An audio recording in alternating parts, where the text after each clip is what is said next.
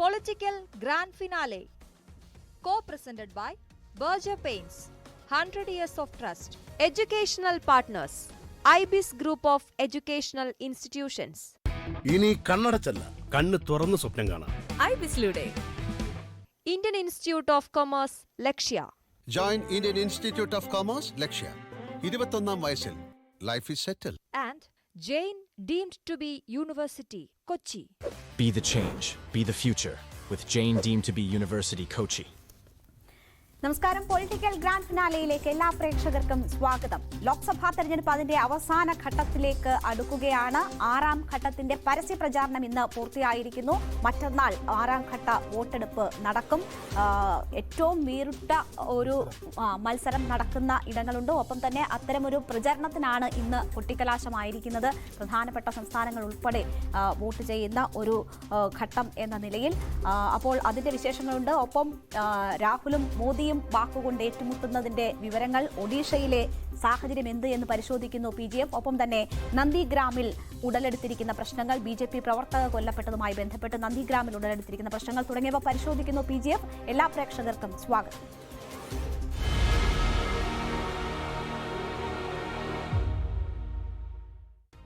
Political Grand Finale, co-presented by Berger Paints, 100 Years of Trust, Educational Partners, IBIS Group of Educational Institutions. ഇനി കണ്ണടച്ചല്ല, കണ്ണ് തുറന്ന് സ്വപ്നം കാണാം. IBIS-ലൂടെ Indian Institute of Commerce, Lakshya. Join Indian Institute of Commerce, Lakshya. 21ാം വയസ്സിൽ life is settled. And Jain deemed to be University, Kochi. Be the change, be the future with Jain deemed to be University, Kochi. Political grand ഫിനാലയിൽ എനിക്കൊപ്പം ഞങ്ങളുടെ election analyst Manu ഭരത്താണുള്ളത്. ആദ്യം നമ്മൾ പോകുന്നത് പശ്ചിമ ബംഗാളിലേക്ക് തന്നെയാണ്. പശ്ചിമ ബംഗാളിലെ നന്ദിഗ്രാമിൽ BJP പ്രവർത്തക കൊല്ലപ്പെട്ട സംഭവത്തിൽ വൻ പ്രതിഷേധമാണ് അരങ്ങേറുന്നത്. BJP പ്രവർത്തക രതി ബാലയാണ് കൊല്ലപ്പെട്ടത്. ആക്രമണത്തിന് പിന്നിൽ തൃണമൂൽ കോൺഗ്രസ് ആണെന്ന് ആരോപിച്ച BJP ബന്ദ് നടത്തി. BJP പ്രവർത്തകർ നടത്തിയ പ്രതിഷേധം പലയിടത്തും അക്രമാസക്തമായി മാറി. നിരവധി കടകൾക്ക് തീവെച്ചു. ആൾക്കൂട്ടത്തെ നിയന്ത്രിക്കാൻ വൻ സുരക്ഷയാണ് ഒരുക്കിയിട്ടുള്ളത്. അവിടങ്ങളിൽ ആരോപണങ്ങൾ തൃണമൂൽ കോൺഗ്രസ് നിഷേധിച്ചു. കുടുംബ പ്രശ്നങ്ങളാണ് കൊലപാതകത്തിന് കാരണമെന്നാണ് തൃണമൂൽ കോൺഗ്രസിന്റെ നേതാക്കൾ പറയുന്നത്. മനു, നമുക്കറിയാം ബംഗാൾ രാഷ്ട്രീയത്തെ കീഴ്മേൽ മറിച്ച ഇടമാണ് നന്ദിഗ്രാം. നന്ദിഗ്രാമിൽ ഉണ്ടായിട്ടുള്ള പ്രശ്നങ്ങൾ CPM-നെ അവിടെ നിന്ന് തുടച്ചു നീക്കുന്നതിൽ എങ്ങനെ കാരണമായി എന്നതുൾപ്പെടെയുള്ള കാര്യങ്ങൾ കാണുകയാണ്. നന്ദിഗ്രാം ഇപ്പോഴും അശാന്തമാണ്. ഈ തെരഞ്ഞെടുപ്പിന്റെ പല ഘട്ടങ്ങളിലും നന്ദിഗ്രാമിൽ അക്രമ സംഭവങ്ങൾ റിപ്പോർട്ട് ചെയ്യപ്പെട്ടിട്ടുണ്ട്. ഏറ്റവും ഒടുവിലാണ് കഴിഞ്ഞ ദിവസം BJP പ്രവർത്തക കൊല്ലപ്പെടുന്നത്. ഇക്കുറി സന്ദേശ് ഖലി ഉൾപ്പെടെയുള്ള വിഷയങ്ങൾ മമതയ്ക്ക് നന്ദിഗ്രാം ആകുമോ എന്ന ചോദ്യം ഉയരുമ്പോഴാണ് നന്ദിഗ്രാം തന്നെ അശാന്തമായി ഇങ്ങനെ തുടരുന്നത്. എന്താണ് യഥാർത്ഥത്തിൽ സംഭവിച്ചത്? ഇതിന്റെ ഉത്തരവാദിത്വത്തിൽ നിന്ന് തൃണമൂൽ കോൺഗ്രസിന് ഒഴിഞ്ഞുമാറാനാകുമോ? സ്വാഭാവികമായും ഈ തെരഞ്ഞെടുപ്പ് തുടങ്ങിയ ഘട്ടത്തിൽ തന്നെ കണ്ട ഒരു വയലൻസ് അല്ലെങ്കിൽ ഈ അക്രമ സംഭവങ്ങൾ അത് എസ്കലേറ്റ് ചെയ്യുന്നു ബംഗാളിൽ എന്നതാണ് നമുക്ക് മനസ്സിലാകുന്നത്. അപ്പോൾ പല സംസ്ഥാനങ്ങളും വളരെ ശാന്തമായി തെരഞ്ഞെടുപ്പിലേക്ക് ഒറ്റപ്പെട്ട ചില സംഭവങ്ങൾ ഒഴിച്ചു നിർത്തിയാൽ പല സംസ്ഥാനങ്ങളും വളരെ ശാന്തമായി തെരഞ്ഞെടുപ്പിലേക്ക് പോകുന്ന കാഴ്ച നമുക്ക് കാണാൻ കഴിഞ്ഞു. പക്ഷേ ഈ ബംഗാളിൽ ഇപ്പോഴും ആ ഒരു കലാപ സാഹചര്യം അല്ലെങ്കിൽ ഈ ലോ ആൻഡ് ഓർഡർ ഇഷ്യൂ ഉണ്ടാകുന്നത് തുടരെ നമ്മൾ കേൾക്കുന്നു എന്നതാണ് അവിടെ നിന്ന് വരുന്നൊരു വാർത്ത. പ്രത്യേകിച്ച് അവിടെ ഈ TMC-യും അതുപോലെ തന്നെ BJP-യും CPM ഒക്കെ ഒരേപോലെ ഈ ആശയഫലത്തേക്കാൾ അക്രമത്തിലൊക്കെ അവർ അഭയം കണ്ടെത്തുന്നു എന്നതാണ് ഏറ്റവും രസകരമായ അല്ലെങ്കിൽ ഏറ്റവും നിരാശകരമായ ഒരു സംഭവം. ഇപ്പോൾ BJP പ്രവർത്തക കൊല്ലപ്പെട്ടിരിക്കുന്നു, 7 പേർക്ക് പരിക്കേറ്റിരിക്കുന്നു. അതിനെ വളരെ ലാഘവത്തോടു കൂടിയാണ് അവിടുത്തെ സ്വദേശ് ദാസ് എന്ന TMC-യുടെ അവിടുത്തെ നേതാവ് പറഞ്ഞിരിക്കുന്നത്. ഇത് അതെന്തോ കുടുംബ വഴക്കാണ് എന്ന മട്ടിലാണ് അദ്ദേഹത്തിൻ്റെ ഒരു പ്രതികരണം. പക്ഷേ ഒരു പോളിംഗ് സ്റ്റേഷൻ്റെ പരിസരത്ത് ഇവർ തമ്പടിക്കുകയാണ്. ഈ തമ്പടിക്കുന്നത് തന്നെ ഈ പോളിംഗ് സ്റ്റേഷൻ അവിടുത്തെ ഉദ്യോഗസ്ഥരെ സ്വാധീനിക്കാതിരിക്കാൻ അങ്ങനെയൊക്കെയാണ്. അതിനുവേണ്ടിയുള്ള തയ്യാറെടുപ്പുകൾ തുടങ്ങുകയാണ്. അതൊരു പ്രൈവറ്റ് സേന എന്ന നിലയിൽ പ്രവർത്തിക്കുകയാണ്. അവരും പ്രവർത്തിക്കുന്നു. ഇവരും പോയി അവിടെ തങ്ങൾക്ക് സ്വാധീനമുള്ള സ്ഥലങ്ങളിലൊക്കെ ഇതിനൊരു അവിടെ ഒരു സുരക്ഷിതത്വം നൽകുക എന്ന പേരിലാണ് അവിടെ അവരുടെ ആധിപത്യം കാണിക്കാനാണ് പോകുന്നത് എന്നായിരിക്കാം. ഏതായാലും ഈ പോയ സ്ത്രീയെയും അവരുടെ മകനെ ഉൾപ്പെടെ ആക്രമിക്കുകയും സ്ത്രീ അവിടുന്ന് മരിക്കുകയും നിരവധി പേര് പരിക്ക് പറ്റി ആശുപത്രികളിലാണ്. അതിനുശേഷം അതിന്റെ പ്രതിഷേധവുമായി നടന്ന സംഭവത്തിൽ നിരവധി അക്രമ സംഭവങ്ങൾ പലയിടത്തും അത് തീ ആളിക്കത്തി എന്ന് വെച്ചാൽ കൊള്ളിവെക്കുകയും ഒക്കെ നടത്തി. RPF അവിടെ എത്തിയിട്ടുണ്ട്, സുരക്ഷാ സംവിധാനങ്ങളൊക്കെ ശക്തിപ്പെടുത്തി എന്നൊക്കെയാണ് അവിടുന്ന് കേൾക്കുന്ന വിവരം. ഏതായാലും ഈ രതിബാലയും സംഘവും അവിടെ ഈ നന്ദിഗ്രാമിനടുത്ത് ഒരു മാർക്കറ്റിൽ അവിടെ പ്രചാരണത്തിന് മൻസാ പൂക്കർ മാർക്കറ്റിന് സമീപത്താണ് ഇവരുടെ ആ ബൂത്തിലാണ് ഇവർ പോയി അവിടെ തമ്പടിക്കുകയൊക്കെ ചെയ്തു. അവിടെ പെട്ടെന്ന് ഒരു സംഘം ആളുകൾ ബൈക്കിലെത്തുന്നു, ഇവരെ ആക്രമിക്കുന്നു. ഈ സോണചൂത എന്ന് പറയുന്ന ഈ പ്രദേശത്ത് വെച്ചാണ് ഈ ആക്രമണം നടക്കുന്നത്. പെട്ടെന്ന് ഇവരെ നന്ദിഗ്രാം സൂപ്പർ സ്പെഷ്യാലിറ്റി ആശുപത്രിയിലേക്ക് കൊണ്ടുപോകാൻ ഒക്കെ നോക്കുന്നു. അപ്പോൾ ഇത് ഒരു സംഭവത്തിൻ്റെ ഒരു തുടർ സംഭവങ്ങളുടെ ഭാഗമായാണ് ഇത് ഏറ്റവും ഒടുവിൽ ഇത് കൊലപാതകത്തിൽ കലാശിക്കുന്നത്. അപ്പോൾ കഴിഞ്ഞ ദിവസം അവിടെ ഈ TMCയുടെ ഒരു ജനറൽ സെക്രട്ടറി അഭിഷേക് ബാനർജി നന്ദിഗ്രാമിൽ ഒരു യോഗം വിളിച്ചു ചേർക്കുകയും അവിടെ ഈ ഇത്തരം പ്രകോപനപരമായ രീതിയിൽ സംസാരിക്കുകയും ഒക്കെ ചെയ്തിരുന്നു. ഈ നന്ദിഗ്രാമിൽ ഉള്ള പ്രശ്നങ്ങളുടെ ഒരു തുടക്കം എന്ന് പറയുന്നത് തന്നെ അവിടുത്തെ ഒരു അസംബ്ലി തെരഞ്ഞെടുപ്പിൽ വളരെ നേരിയ ഒരു ഭൂരിപക്ഷത്തിന് സുവേന്ദു അധികാരി ജയിക്കുകയാണ്. അപ്പം 1956 വോട്ടുകൾ, ഏതാണ്ട് 2000 വോട്ടിന് താഴെയുള്ളൊരു വ്യത്യാസത്തിൽ TMCയുടെ ഒരു നല്ല കേന്ദ്രമായിരുന്ന ഈ നന്ദിഗ്രാമിലെ അസംബ്ലി മണ്ഡലത്തിൽ അവിടെ സുവേന്ദു അധികാരി ജയിക്കുന്ന ഒരു സാഹചര്യം ഉണ്ടായി. അത് കൃത്രിമത്തിലൂടെയാണ്, കള്ളത്തരത്തിലൂടെയാണ്, പിന്നെ ഇലക്ഷൻ തട്ടിപ്പിലൂടെയാണ് എന്നൊക്കെയുള്ള ഒരു ആരോപണങ്ങൾ. മമതയ്ക്കേറ്റ ഏറ്റവും വലിയ തിരിച്ചടി, മുഖത്തേറ്റ അടി പോലെയായിരുന്നു ആ തോൽവി. ഇപ്പോഴും ഈ പ്രശ്നങ്ങൾ വരുമ്പോഴും ആ കാര്യം പറഞ്ഞുകൊണ്ടുള്ള വെല്ലുവിളിയാണ് ബംഗാളിൽ നടക്കുന്നത്. അതിന്റെ ആ കലിപ്പ് അടങ്ങിയിട്ടില്ല മമതയ്ക്ക്, അതുകൊണ്ടാണ് എന്നൊക്കെ തരത്തിലുള്ള അഭിപ്രായ പ്രകടനങ്ങൾ നേതാക്കൾ നടത്തുകയാണ്. അതെ, അപ്പോൾ സ്വാഭാവികമായും അവിടെ ഈ സംഭവം, ഈ അസംബ്ലി തെരഞ്ഞെടുപ്പിലെ ഒരു പരാജയം, അത് പിന്നെ ഇവർ തമ്മിലുള്ള ഒരു വ്യക്തിവൈരാഗ്യം പോലെ അങ്ങനെ, അല്ലെങ്കിൽ വൈരാഗ്യം പോലെ ഇരു രാഷ്ട്രീയ പാർട്ടികളും തമ്മിൽ ഏറ്റെടുക്കുന്നു. തുടർന്ന് ഇത് തർക്കമാകുന്നു, അതങ്ങനെ മുറുകുന്നു, പരസ്പരം വെല്ലുവിളികൾ ഉണ്ടാകുന്നു, പൊതുയോഗങ്ങളിൽ ഇതൊക്കെ സംബന്ധിച്ച ഒരു അഭിപ്രായ വ്യത്യാസം ഉടലെടുക്കുന്നു, ഭിന്നത വളരെ വ്യക്തമായി പുറത്തു വരുന്നു, പരസ്പരം അടിക്കുക എന്നൊക്കെയുള്ള രീതിയിലേക്ക് കാര്യങ്ങൾ കൊണ്ടുപോകുന്നതിൻ്റെ ഏറ്റവും ഒടുവിലത്തെ സംഭവമാണ് ഇപ്പോൾ അവിടെ ഈ കൊലപാതകം നടന്നിട്ടുള്ളത്. ഏതായാലും നന്ദിഗ്രാം നമുക്കറിയാം, അവിടെ ഇടതുപക്ഷത്തെ അട്ടിമറിച്ച് ഭരണം പിടിക്കാൻ മമത ഏറ്റവും കൂടുതൽ ഉപകാരപ്രദമാക്കിയ വിഷയമാണ് നന്ദിഗ്രാം. അത് രണ്ട് സുപ്രധാനമായ സമരങ്ങൾ ബംഗാളിൽ നിന്ന്, ഒന്ന് സിംഗൂറിലെ സമരവും ഒന്ന് നമ്മുടെ നന്ദിഗ്രാമിലെ ഒരു സമരമാണ്. നന്ദിഗ്രാം അവിടെ വലിയൊരു, ഈ ബംഗാളിൽ നമ്മൾ പഴയ ഒരു വസന്തത്തിൻ്റെ ഇടിമുഴക്കം എന്നൊക്കെ പറയുന്ന പോലെ കുറച്ചൊരു കൂടുതൽ നക്സൽബാരിയിലും ഒക്കെ കുറേ കൂടി തീവ്ര ഇടതുപക്ഷത്തിൻ്റെയൊക്കെ ഒരു കേന്ദ്രമായിരുന്നു. അപ്പോൾ അങ്ങനെയൊക്കെയുള്ള സ്ഥലത്തു നിന്നുള്ള ആശയമാണ് പിന്നീട് രാജ്യമൊട്ടാകെ വ്യാപിക്കുകയൊക്കെ ചെയ്തത്. ഏതായാലും അതിൻ്റെയൊക്കെ അലയടികൾ ഇപ്പോഴും അവിടെ ഉണ്ട്, അവിടെ വലിയ പ്രക്ഷോഭകാരികളായ ജനങ്ങളുണ്ട്. അപ്പോൾ ഈ നന്ദിഗ്രാമിൽ ഭൂമി ഉച്ഛേദ് പ്രതിഷേധ് കമ്മിറ്റി ഒരു നേതൃത്വത്തിൽ അന്ന് വലിയൊരു സമരമൊക്കെ നടന്നു. ആ സമരത്തിൻ്റെ ഭാഗമായി 14 പേരെ വെടിവെച്ച് കൊല്ലുന്നൊരു സാഹചര്യം ഉണ്ടായി. അത് 2007 നടക്കുന്നത്, മാർച്ച് 14 നടന്നു. അന്ന് വലിയ ആരോപണങ്ങളും ഉണ്ടായി. പ്രത്യേകിച്ച് CPM നേരെ ഉണ്ടായ ആരോപണം എന്ന് പറഞ്ഞാൽ 300ഓളം സ്ത്രീകളെ പരസ്യമായി അധിക്ഷേപിച്ചു CPM നേതൃത്വം. അറിവോടുകൂടി അവിടുത്തെ പ്രവർത്തകർ. അതെ, ഞാൻ പറഞ്ഞ നന്ദിഗ്രാമിലെ കാര്യമാണ്. നന്ദിഗ്രാമിൽ 2007 നടന്ന സംഭവത്തിൻ്റെ ഭാഗമായി അതിൻ്റെ ഭാഗമായി ആ ഒരു തർക്കം, അടിയൊക്കെ അങ്ങനെ നടന്നു. പിന്നെ അത് തുടരുകയായിരുന്നു അവിടെ. അതാണ് പിന്നീട് TMCക്ക് ഒരു വലിയ നേതൃത്വത്തിന് വരാനൊക്കെ കഴിഞ്ഞത്. 2008 സമാനമായ സംഭവം നന്ദിഗ്രാമിൽ ഉണ്ടായി. അവിടെ ഈ സംഘർഷം വീണ്ടും വ്യാപിച്ചു. CPMകാർ അന്ന് 3 സ്ത്രീകളെ നമ്മളിപ്പോൾ ഇന്ന് മണിപ്പൂരിലൊക്കെ കണ്ടതുപോലെ നഗ്നരായി റോട്ടിലൂടെ കൊണ്ടുപോയി എന്നുമൊക്കെയുള്ള ആരോപണങ്ങൾ വന്നു. അവർ CPM റാലിയിൽ പങ്കെടുക്കാത്തതുകൊണ്ടാണ് അങ്ങനെ ചെയ്തത് എന്നൊരു ആരോപണം വന്നു. CPMനകത്തു നിന്ന് തന്നെ ഈ അശോക് മിത്രയെ പോലുള്ള CPM നേതാക്കൾ ഇത് ഒരു സാമൂഹ്യ വിരുദ്ധർ ഈ പാർട്ടിക്കകത്ത് കടന്നുകൂടിയിരിക്കുന്നു എന്നൊക്കെയുള്ള ആരോപണങ്ങൾ ഉണ്ടായി. തുടർന്ന് അത് ഒരു വലിയ തിരിച്ചടിയായി. നമുക്ക് 2011 ആകുമ്പോഴേക്കും ബുദ്ധേബ് ഭട്ടാചാര്യ എന്ന വളരെ സാധാരണക്കാരനായ ഒരു കമ്മ്യൂണിസ്റ്റ് നേതാവിൻ്റെ പതനമാണ് നമ്മൾ കാണുന്നത്. അപ്പോൾ 34 വർഷത്തെ തുടർ ഭരണം അവിടെ നന്ദിഗ്രാം കൊടുങ്കാറ്റിൽ കടപുഴകിയ CPM-ന് പിന്നീട് ഇതുവരെ അവിടെ പച്ച പിടിക്കാനായിട്ടില്ല. പക്ഷേ ഇത്തവണ CPM തിരിച്ചുവരവിന്റെ പാതയിലാണ് എന്ന തരത്തിലുള്ള വിലയിരുത്തലുകളുണ്ട്. ആ ഒരു മാറ്റം ബംഗാളിൽ പലയിടത്തും നമുക്ക് കാണാം. പ്രചരണത്തിന്റെ പല ഘട്ടങ്ങളിലും അത് കാണാം. ചുവപ്പ് കൊടികൾ തിരിച്ചു വരുന്നു എന്ന സാഹചര്യം പശ്ചിമ ബംഗാളിനെ സംബന്ധിച്ചുണ്ട്. പറയുകയാണെങ്കിൽ വലിയ യോഗങ്ങളൊക്കെ ആളുകൾ നടത്താം. അതിപ്പോൾ ബംഗാളിലായാലും എവിടെയായാലും CPM-ന് ഒരു ആളെ കൂട്ടുക എന്നതിനൊരു സംവിധാനവും മെഷീനറിയൊക്കെ ഉണ്ട്. പക്ഷേ സാമാന്യ ജനം അവരിൽ നിന്ന് അകന്നുപോയി എന്നുള്ള ഒരു സാഹചര്യമാണ് നമുക്ക് അവിടെ കാണാൻ കഴിയുന്നത്. ഇപ്പോൾ ഈ നന്ദിഗ്രാമിൽ ഈ പ്രശ്നം കഴിഞ്ഞ് ആ ഒരു വെടിയേറ്റ ഒരു യുവാവിൻ്റെ അമ്മയാണ് അവിടെ ഫിറോസ ബീബി എന്നൊരു സ്ത്രീയാണ് മത്സരിച്ചത്. അവരവിടെ 39,551 വോട്ടുകൾക്കാണ് അവിടെ പിന്നെ പരമാനന്ദ ഭാരതി എന്ന് പറയുന്ന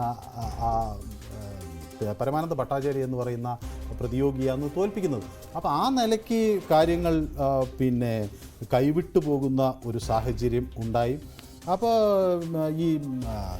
ഇവിടെ തന്നെ ഈ പൂർബ മെദിനിപ്പൂർ എന്ന് പറയുന്ന ഈ പ്രദേശം പിന്നീട് അവിടെ തൃണമൂൽ കോൺഗ്രസിൻ്റെ ഒരു ശക്തി കേന്ദ്രമായി മാറി.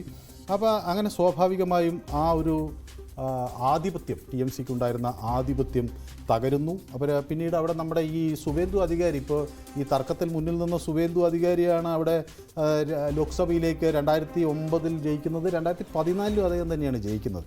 അപ്പോൾ നോക്കൂ, അന്ന് ലീഡ് അദ്ദേഹത്തിന് കിട്ടിയ വോട്ടെന്ന് പറയുന്നത് 7,24,000 വോട്ടാണ്. ആ 7,24,000 വോട്ട് കിട്ടുമ്പോൾ അദ്ദേഹത്തിൻ്റെ പിന്നെ ഭൂരിപക്ഷം എന്ന് പറയുന്നത് തന്നെ 1,90,000 മറ്റോ ആയി വരികയാണ്. എന്നാൽ അതേസമയം CPM-ൻ്റെ അവിടുത്തെ മൊത്തം വോട്ട് താഴേക്ക് വീണ് 1,36,000 താഴേക്ക് വീണു. അപ്പോൾ അത് 2019 ആണ് ഈ സാഹചര്യം ഉണ്ടായത്. അപ്പോൾ അതിന് മുന്നേ അവർക്കൊരു 2,82,000 വോട്ടുകളൊക്കെ ഉണ്ടാകും. പക്ഷേ 2019 ആകുമ്പോഴേക്കും ഈ സുവേന്ദു അധികാരിയിൽ നിന്ന് TMC ദിവ്യേന്ദ്ര അധികാരി അവിടെ ജയിച്ച് അതൊരു ഇടക്കാല തെരഞ്ഞെടുപ്പിലാണ് അദ്ദേഹം ആദ്യം വരുന്നത്. ദിവ്യേന്ദ്ര പിന്നീട് അവിടെ തൻ്റെ ആധിപത്യം അവിടെ ഉറപ്പിക്കുകയും ചെയ്യുന്നു. അപ്പോൾ CPM-ൻ്റെ വോട്ട് 2016 അത് 2,82,000 വോട്ട് അവർക്ക് കിട്ടിയിരുന്നെങ്കിൽ പിന്നെ അത് 2019 ആകുമ്പോഴേക്കും 1,36,000 വീഴുകയാണ്.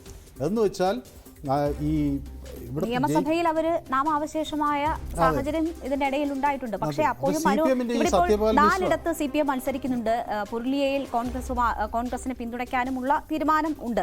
പക്ഷേ സാഹചര്യങ്ങൾ എങ്ങനെ മാറി എന്നത് കൂടി നമ്മൾ നോക്കണമല്ലോ. ഇപ്പോൾ ഈ നന്ദിഗ്രാമിനെ സംബന്ധിച്ചും അവിടുത്തെ ജനങ്ങളുടെ പ്രതികരണങ്ങളും ഒക്കെ നമ്മൾ ദേശീയ മാധ്യമങ്ങളിൽ കൃത്യമായി വായിക്കുമ്പോൾ അവിടെ തൊഴിലില്ലായ്മ അതിരൂക്ഷമാണ്. വ്യവസായങ്ങൾ എത്തുന്നില്ല എന്നത് ജനങ്ങളെ ബുദ്ധിമുട്ടിക്കുന്നു. പല കുടുംബങ്ങളിൽ നിന്നും മക്കൾക്ക് മറ്റ് ഇടങ്ങളിലേക്ക് പോയി ജോലി ചെയ്യേണ്ടുന്ന സാഹചര്യമാണ്. അപ്പോൾ പണ്ട് ഞങ്ങൾ തെറ്റിദ്ധരിപ്പിക്കപ്പെട്ടു പോയി എന്ന ഒരു വികാരം ജനങ്ങൾക്കുള്ളിൽ തന്നെയുണ്ട്. തൊഴിലില്ലായ്മയും ഈ പ്രശ്നങ്ങളും മമതാ ബാനർജിയെ ആകെ തന്നെ ഉലയ്ക്കുന്ന ഒരു സാഹചര്യമുണ്ട്. ഒപ്പമാണ് സന്ദേശ് ഖലി ഏതാണ്ട് നന്ദിഗ്രാമിന് സമാനമായിട്ടുള്ള രീതിയിൽ മമതയ്ക്ക് വെല്ലുവിളിയായി നിൽക്കുന്നത്. അപ്പോൾ ഈ വിഷയങ്ങളൊക്കെ ഈ തെരഞ്ഞെടുപ്പിൽ ഉണ്ടാകും. നന്ദിഗ്രാം ഇങ്ങനെ അശാന്തമായി തുടരുമ്പോൾ, അവിടെ അക്രമ സംഭവങ്ങൾ തുടരുമ്പോൾ അത് മമതാ ബാനർജിക്ക് തന്നെയല്ലേ ഏറ്റവും വലിയ വെല്ലുവിളി ഉയർത്തുന്നത്. ഇത് നമ്മളിതിപ്പോൾ ഇങ്ങനെ പറയുന്നു എന്ന് മാത്രമേ ഉള്ളൂ. ഇതിന് ഞാനത് എപ്പോഴും പറയാറുള്ളത് പോലെ ഈ പൊളിറ്റിക്സിൽ അതിനൊരു കെമിസ്ട്രി ഉണ്ട്, ഒരു അർത്ഥമാറ്റിക്സും ഉണ്ട്. അടിസ്ഥാനപരമായി പാർട്ടിക്ക് എത്ര വോട്ടുണ്ട് എന്നതൊരു വലിയ ഘടകമാണ്. സ്ഥാനാർത്ഥിയുടെ ഇതോ അല്ലെങ്കിൽ ആ ഒരു തരംഗമൊക്കത്തിനപ്പുറത്തേക്ക് പാർട്ടിക്ക് അടിസ്ഥാനപരമായി വോട്ടുണ്ടാകണം. ഇപ്പോൾ വലിയ മോദി തരംഗം ഉണ്ടാകുമ്പോൾ കേരളത്തിൽ BJP സ്ഥാനാർത്ഥികൾ തോൽക്കുകയാണ്. അപ്പം അതിനൊരു പ്രധാന കാരണം കഴിഞ്ഞ 2019 എന്ന് പറഞ്ഞാൽ അടിസ്ഥാനപരമായി വോട്ട് കൂടി. പക്ഷേ ആ അടിസ്ഥാന വോട്ട്, ബേസ് വോട്ട് ഉണ്ടാക്കുക എന്നത് തെരഞ്ഞെടുപ്പിൽ വളരെ നിർണായകമാണ്. അപ്പോൾ CPM-ൻ്റെ ബേസ് വോട്ട് ഇടിഞ്ഞിരിക്കുന്ന ആളുകൾക്ക് CPM-ൽ ഒരു വിശ്വസനീയത ഇല്ലാതെ പോകും. ഈ തൊഴിലില്ലായ്മ എന്ന് പറയുന്നത് ഇപ്പോൾ ബംഗാളിൽ ആദ്യമായി ഉണ്ടാകുന്നൊരു പ്രശ്നമല്ല. കൽക്കട്ട എന്ന് പറയുന്നൊരു പ്രദേശം എത്രയോ കാലങ്ങളായി വലിയ എഡ്യൂക്കേറ്റഡായ ആളുകളുടെ ഒരു പ്രദേശമായിരുന്നു. അവിടുന്ന് ഇപ്പോൾ പണ്ടൊക്കെ ടാഗോറിനെ പോലുള്ളവർ പറഞ്ഞിരുന്നു, India decides what tomorrow what Calcutta Bengal things today. ഇന്ന് എന്ത് ബംഗാൾ ചിന്തിക്കുന്നു അതാണ് നാളെ ഇന്ത്യ ചിന്തിക്കുന്നത് എന്ന തരത്തിലൊക്കെ നമ്മുടെ ഇംഗ്ലീഷുകാരുടെ ആദ്യത്തെ വരവോടുകൂടി ഒരു പ്രധാന കേന്ദ്രം നമ്മുടെ ഇംഗ്ലീഷ് ഭരണകാലത്ത് ഇന്ത്യയുടെ ആദ്യ തലസ്ഥാനം എന്നൊക്കെയുള്ള തരത്തിൽ ഒക്കെ വന്നിരുന്ന, ഡൽഹിക്ക് മുമ്പ് തലസ്ഥാനമൊക്കെ ആയിരുന്ന ഒരു പ്രദേശം എന്ന നിലയ്ക്ക് ആ നിലയ്ക്ക് വലിയൊരു പ്രദേശമല്ല. പക്ഷേ പിന്നീട് അത് മൊത്തം അവിടുത്തെ ജീവിത സാഹചര്യമൊക്കെ താഴുന്ന ഒരു ഘട്ടമുണ്ടായി. ഈ കമ്മ്യൂണിസ്റ്റ് പാർട്ടി ഭരിക്കുന്ന ബംഗാളിനെ ഞങ്ങളുടെയൊക്കെ കുട്ടിക്കാലത്ത് ഓർമ്മയുണ്ട്. അന്ന് ഈ പത്രങ്ങളിലും മാസികകളിലും ഒക്കെ വന്ന് മനുഷ്യർ കൈകൊണ്ട് വലിച്ചോടുന്ന റിക്ഷകളുള്ള ഏക സ്ഥലം ഇന്ത്യയിൽ ഈ ബംഗാളാണ് എന്ന്. അപ്പോൾ അപ്പോഴൊരു ബാബു ഡം എന്നൊരു പ്രയോഗം തന്നെയുണ്ട്. എന്ന് വെച്ചാൽ ഒരു നമ്മുടെ ഈ ഇത്തരം ബാബുമാർ എന്ന് വെച്ചാൽ വലിയ സമ്പന്നരുമായിട്ടുള്ള ആളുകളുടെ ഉദ്യോഗസ്ഥരും അങ്ങനെയൊക്കെയുള്ള ആളുകളുടെ ഒരു മേൽക്കോയ്മ അവിടെ നിൽക്കുന്നു, ജാതി ഒരു വലിയ വിഷയമായി നിൽക്കുന്നു. ഇതൊന്നും മറികടക്കാൻ കഴിഞ്ഞിട്ടില്ല എന്നതൊക്കെ ചൂണ്ടിക്കാണിക്കപ്പെട്ടു. മാത്രമല്ല ഈ മനുഷ്യർ വലിച്ചു കൊണ്ടുപോകുന്ന വണ്ടിയൊക്കെ അവിടുന്ന്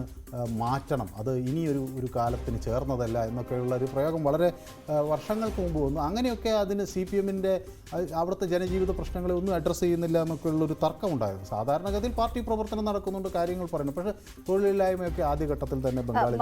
ഇവിടെ നന്ദിഗ്രാം വിഷയവുമായി ബന്ധപ്പെട്ട് പറയുമ്പോൾ മമതയ്ക്ക് തന്നെ മുൻ നിലപാട് മാറ്റേണ്ടുന്ന സാഹചര്യം ഉണ്ടായില്ലേ?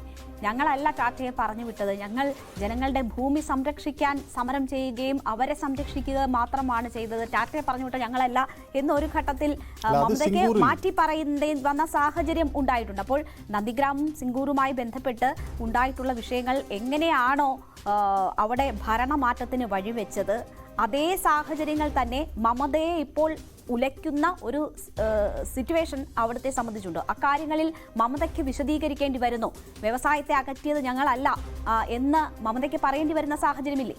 അല്ല, ഇതിൽ രണ്ട് ഫാക്ടേഴ്സ് ഉണ്ട്. വലിയ തോതിലുള്ള ഭൂമി ആളുകളുടെ ഏറ്റെടുക്കും. നമ്മളിതിൽ പലപ്പോഴും അതിപ്പോൾ ഈ അടുത്ത് വളരെ വ്യക്തമായിട്ട് നമ്മുടെ CPM സംസ്ഥാന സെക്രട്ടറി MV ഗോവിന്ദൻ പല പ്രസംഗങ്ങളിലും അദ്ദേഹത്തിൻ്റെ ഒരു പ്രയോഗം കുറച്ച് കട്ടിയുള്ളതാണ്, അതുകൊണ്ട് ചിലപ്പോൾ ആളുകൾക്ക് മനസ്സിലായെങ്കിൽ അദ്ദേഹം പറയുന്നൊരു കാര്യം ഇതാണ്. അതായത് ജനങ്ങൾ ആർജിച്ച ഭൂമി അല്ലെങ്കിൽ നമ്മളുടെ ആർജിതമായിട്ടുള്ള മൂലധനം, ക്യാപിറ്റൽ, അത് ഇങ്ങനെ ബാങ്കുകളിൽ നിന്ന് വലിയ വ്യവസായികൾ ലോൺ എടുക്കുന്നു. എന്നിട്ട് അവർ ഈ സ്ഥലം അവരുടെ കൈവശമാക്കുന്നു.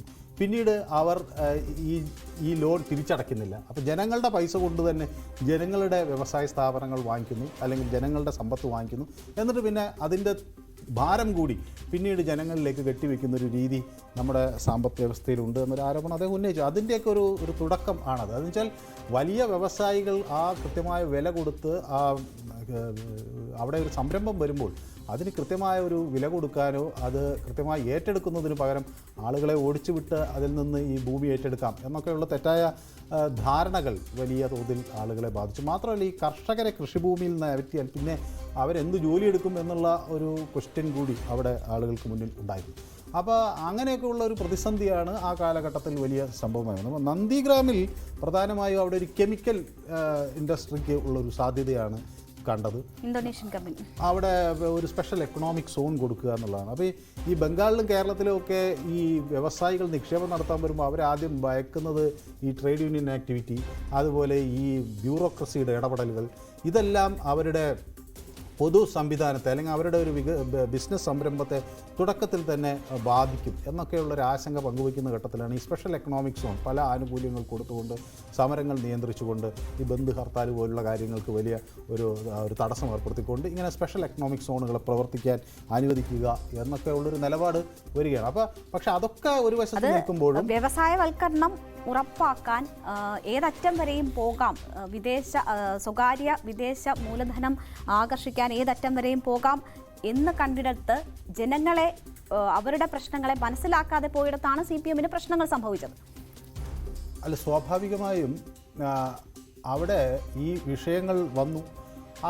അതിനപ്പുറത്തേക്ക് ഇതിൽ ഒരു ചോദ്യം, കാരണം ബംഗാൾ നമ്മൾ പറയുമ്പോൾ ഒരു വലിയ വ്യാവസായികമായ ഒരു മുന്നേറ്റമൊക്കെയുള്ള കാൽക്കട്ട എന്നൊക്കെ പറഞ്ഞു കേൾക്കുമ്പോൾ കൊൽക്കത്ത ഒരു വലിയ പട്ടണം എന്ന നിലയിൽ തന്നെയാണ് നമ്മൾ അറിയുന്നതെങ്കിലും അതിൻ്റെ ഒരു ഗ്രാമപ്രദേശം ഉണ്ട്. അത് നമുക്ക് അവിടെ യാത്ര ചെയ്യുമ്പോൾ മനസ്സിലാവും.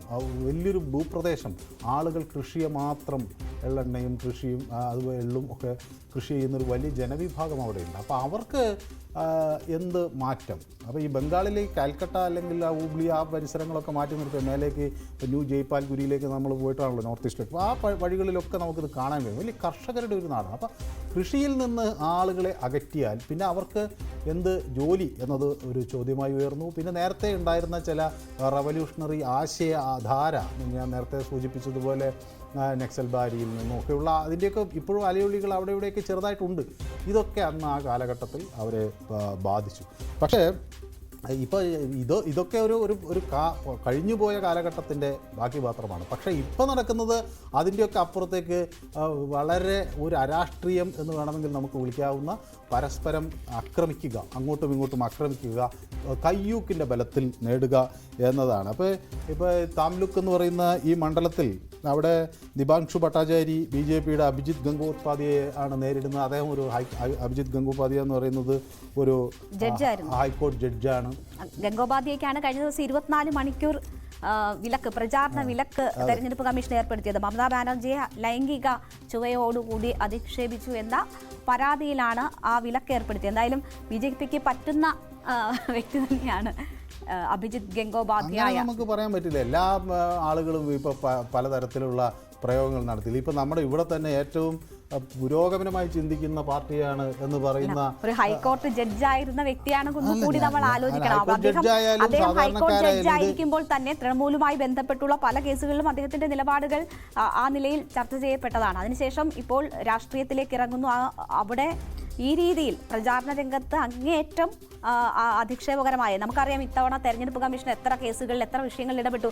അവിടെ കമ്മീഷൻ പലപ്പോഴും നിസ്സഹായരായി നോക്കി നിൽക്കുന്ന പോലും സാഹചര്യം. ആ കമ്മീഷന് പോലും നടപടിയെടുക്കേണ്ടുന്ന സാഹചര്യം, ആ കമ്മീഷന് പോലും ഇടപെടേണ്ടി വരുന്ന പ്രചാരണ വിലക്ക് ഏർപ്പെടുത്തേണ്ടി വരുന്ന സാഹചര്യം അഭിജിത് ഗംഗോപാധ്യായെ സംബന്ധിച്ചുണ്ടായിട്ടുണ്ട്. കോടതി ശിക്ഷിച്ചല്ലോ, കമ്മീഷൻ എന്ത് നടപടിയാണ് എടുത്തതെന്ന് നമുക്ക് സ്വാഭാവികമായി ചോദിക്കാമല്ലോ. കോടതി കുറ്റക്കാരനാണെന്ന് കണ്ടെത്തി 2 വർഷം തടവിൽ പോകണം എന്നൊരു പ്രയോഗം രാഹുൽ ഗാന്ധിയുടെ ഭാഗത്തുണ്ടായില്ലേ? അതിൽ കമ്മീഷൻ എന്ത് നടപടി? അപ്പോൾ കമ്മീഷൻ കോൺഗ്രസിന് അനുകൂലമാണ്.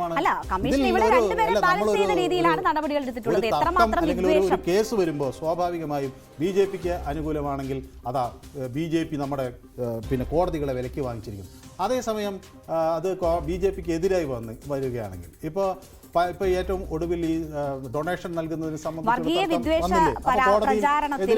താരപ്രചാരകർക്കെതിരെ കമ്മീഷന്റെ ഒരു ഇടപെടൽ ഉണ്ടാകുന്നത് എത്ര ദിവസത്തിന് ശേഷമാണ്? മാത്രവുമല്ല, നേരിട്ട് പാർട്ടി അധ്യക്ഷന്മാർക്ക് നോട്ടീസ് അയക്കുകയാണ് കമ്മീഷൻ ചെയ്തത്. അപ്പോൾ ഇടപെടേണ്ടടുത്ത് കൃത്യമായ ഇടപെടൽ കമ്മീഷന്റെ ഭാഗത്തുനിന്ന്. ഇതിൽ കമ്മീഷന്റെ ഇടപെടലുകളെ സംബന്ധിച്ച് നോക്കുമ്പോൾ അത് ഞാൻ പറയുന്നത് എനിക്കിപ്പോൾ കമ്മീഷന്റെ ഇടപെടലുകൾ ഉണ്ടോ ഇല്ലയോ എന്നുള്ളതിനപ്പുറത്തേക്ക് അത് എല്ലാവർക്കും തുല്യമായാണ് കിട്ടുന്നത് എന്നുള്ളതാണ്. അതാണ് ഞാൻ പറഞ്ഞു, കോൺഗ്രസ്സുകാർക്കായാലും അത് കിട്ടുന്നില്ല. അപ്പോൾ കോടതി രാഹുൽ ഗാന്ധിയെ 2 വർഷം ശിക്ഷിച്ച കേസിൽ കമ്മീഷൻ എന്ത് നടപടിയെടുത്തത്? അങ്ങനെ ഒരു ചോദ്യമില്ലേ? അപ്പോൾ സ്വാഭാവികമായി എല്ലാ കാര്യങ്ങളും പരിഗണിക്കുമ്പോൾ അതിനൊരു കമ്മീഷൻ ഒരു പരിധിയുണ്ട്. ആ പരിധി വെച്ച് അതിന് ചെയ്യാൻ കഴിയുള്ളൂ. അല്ലാതെ ഇത്തരം വിഷയങ്ങളിൽ കമ്മീഷൻ ഇടപെടുമ്പോൾ ഞങ്ങൾ അവർക്കെതിരെ നടപടിയെടുത്തില്ലല്ലോ എന്ന് കരുതി അത് ബാലൻസ് ചെയ്യുകയോ അതിനെ പിന്തുണയ്ക്കുകയോ ചെയ്യാൻ ഒരു മാധ്യമപ്രവർത്തക എന്ന നിലയിൽ എനിക്ക് പറ്റില്ല. ആ നിലയിൽ അതിനെ വ്യാഖ്യാനിക്കാനും പറ്റില്ല. നമ്മളിപ്പോൾ പറഞ്ഞത് കമ്മീഷന്റെ അധികാര പരിധി എന്താണ്? നിങ്ങൾക്ക് ഒരു കമ്മീഷൻ എന്ത് ചെയ്യാൻ കഴിയും? അഭിജിത് ഗംഗോപാധ്യായെ സംബന്ധിച്ച് അദ്ദേഹം ലൈംഗിക ചുവയുള്ള പരാമർശമാണ് നടത്തിയത്. അദ്ദേഹം ഹൈക്കോടതി ജഡ്ജായിരുന്ന ഒരു വ്യക്തിയാണ്. അദ്ദേഹത്തെ സംബന്ധിച്ച് അങ്ങനെ ഒരു പരാമർശം നടത്താൻ പാടില്ലാത്തതാണ്. ആ വിഷയത്തിൽ ഞാൻ പറഞ്ഞത് പലയിടത്തും നോക്കുകുത്തിയാകുന്നു എന്ന ആരോപണം നേരിടുന്ന അവിടെ നടപടിയെടുത്തു എന്നാണ് സൂചിപ്പിച്ചത്. അദ്ദേഹത്തിന് 24 മണിക്കൂർ വിലക്ക് ഏർപ്പെടുത്തി കമ്മീഷൻ.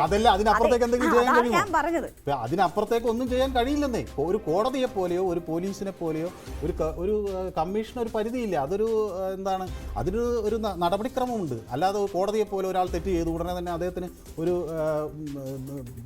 IPC പ്രകാരമുള്ളൊരു ശിക്ഷ വിധിക്കാൻ അതിന് കഴിയുമോ? സ്വാഭാവികമായും അത്തരം ചോദ്യങ്ങൾ അവിടെയുണ്ട്. ആ പരിമിതി എല്ലാവർക്കുമുണ്ട്. അതിപ്പോൾ BJP മാത്രമല്ല, കോൺഗ്രസിനും CPM-കാർക്കും ഒക്കെ ഈ പ്രശ്നം വരുമ്പോൾ കമ്മീഷൻ ഇത്തരത്തിൽ തന്നെ അതിൻ്റെ പരിധിക്ക് നിന്നുകൊണ്ടുള്ള ആക്ട് ചെയ്യാൻ പറ്റുള്ളൂ. ഒരു TN ശേഷൻ നമുക്കൊരു പക്ഷേ കുറേ കൂടി കരുത്തനായതിൻ്റെ പല വഴികൾ ആരാഞ്ഞ് അദ്ദേഹം പല വഴികൾ ചെയ്തു. അത് പിന്നീട് അങ്ങോട്ട് കണ്ടില്ല എന്ന് വേണമെങ്കിൽ നമുക്ക് പറയാം. കമ്മീഷന്റെ നിയമനം പോലും ഒക്കെ ഏതൊക്കെ നിലയിൽ വിവാദമായി എന്നത് നമുക്ക് മുന്നിലുണ്ട്. നമ്മളിപ്പോൾ ഈ വിഷയത്തിൽ ബംഗാളിനെ സംബന്ധിച്ചുള്ള കാര്യങ്ങൾ കഴിഞ്ഞു എന്നാണ് തോന്നുന്നത്. നമുക്കിനി ഒരു ഇടവേളയ്ക്ക് ശേഷം അടുത്ത വിഷയത്തിലേക്ക് എത്താം. അല്ല, നമ്മൾ നമ്മുടെ എല്ലാ കോൺസ്റ്റിറ്റ്യൂഷണൽ അതോറിറ്റികളെയും ഇപ്പോൾ ഇലക്ട്രൽ ബോർഡിൻ്റെ കേസ് വന്നു. അപ്പോൾ കോൺഗ്രസ് അനുകൂലമായി കോടതികൾ. അപ്പം നമ്മുടെ സംവിധാനങ്ങളൊക്കെ ഇലക്ഷൻ കമ്മീഷനെ, കോടതികളെ, അതിൻ്റെയൊക്കെ ഒരു ആധികാരികത ഉയർത്തിപ്പിടിക്കാൻ കൂടി നമുക്ക് കഴിയണം. അല്ലാതെ അതെല്ലാം BJP അങ്ങ് വാങ്ങിച്ചുകൊണ്ട് പോയി എന്ന് പറയുന്നിടത്തേക്ക് അത് ശരിയായ നീക്കമാണോന്ന് അറിയില്ല. അങ്ങനെയാണെങ്കിൽ ഇലക്ട്രൽ ബോർഡിൽ ജയിക്കട്ടെ. ഒരു ചെറിയ ഇടവേളയ്ക്ക് ശേഷം തിരിച്ചെത്താം.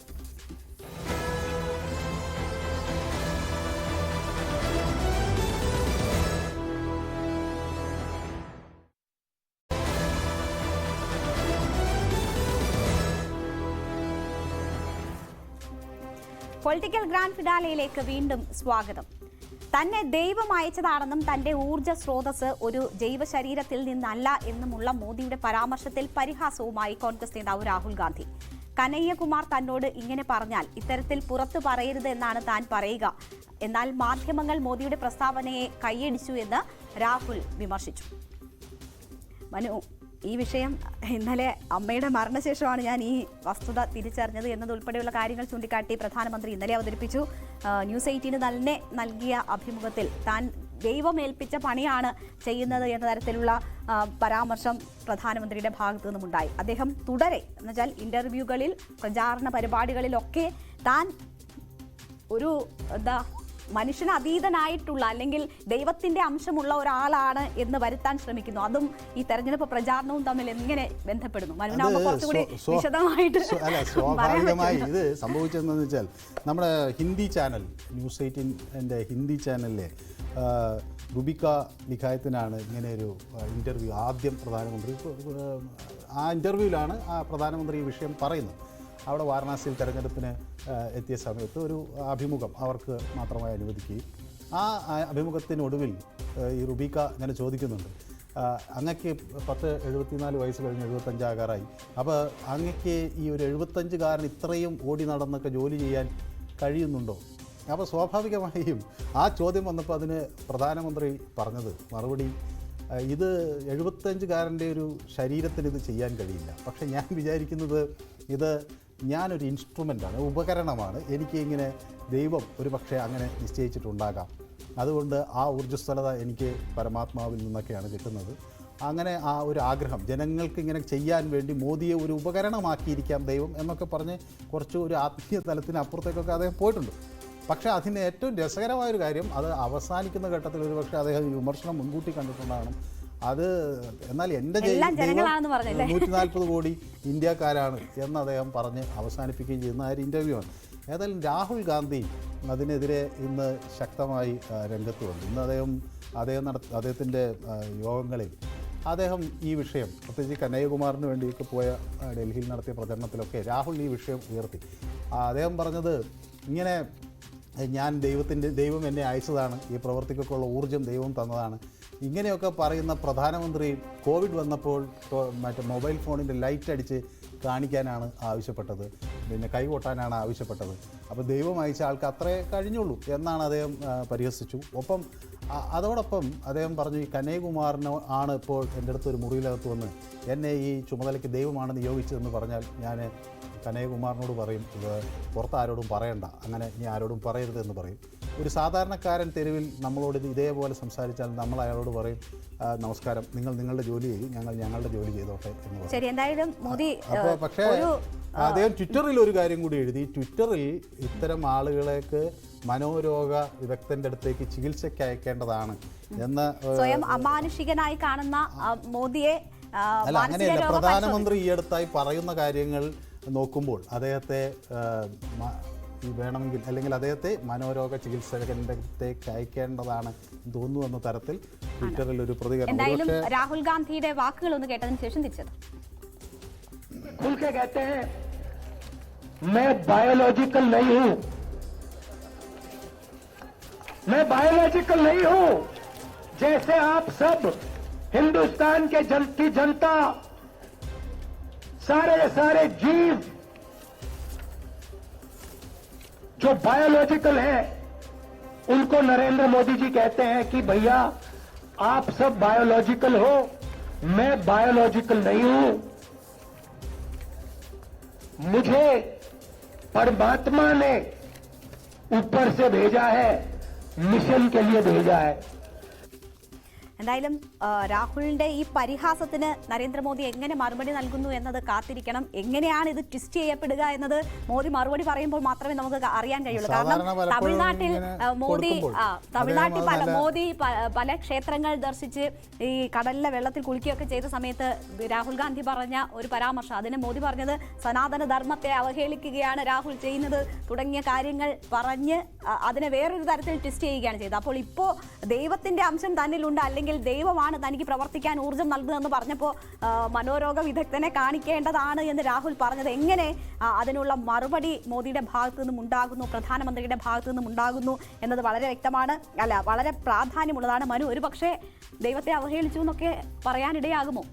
അല്ല, സ്വാഭാവികമായും ഇതൊരു തെരഞ്ഞെടുപ്പാണ്. അപ്പോൾ നമ്മൾ തെരഞ്ഞെടുപ്പ് എന്ന് പറയുമ്പോൾ കുറെ കൂടി ധാർമ്മികമായ ഒരു പോരാട്ടമാണെങ്കിലും everything is fair in war and love എന്നൊരു പ്രയോഗം ഉണ്ടല്ലോ.